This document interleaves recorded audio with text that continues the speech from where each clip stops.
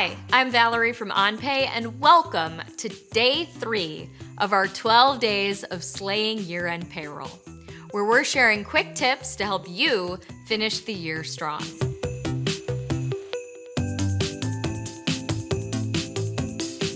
Today we're talking about year-end bonuses and why timing is everything.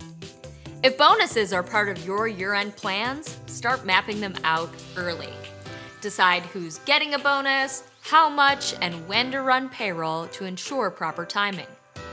Bonus payrolls often need a bit of extra processing time due to IRS next day deposit rules and direct deposit banking limits. If you cut it too close, payments might not go through until January, which can cause confusion for your team and more work for you. If you can, give yourself at least a week or two of buffer time before December 31st so that everything posts in the right tax year. Not sure how much tax will come out of those bonuses? We've got a bonus pay calculator linked below to help you run the numbers and plan ahead. That's Day 3 in the books. Next up, we'll talk about reviewing your holiday pay policy. So thanks for watching, and we'll see you tomorrow.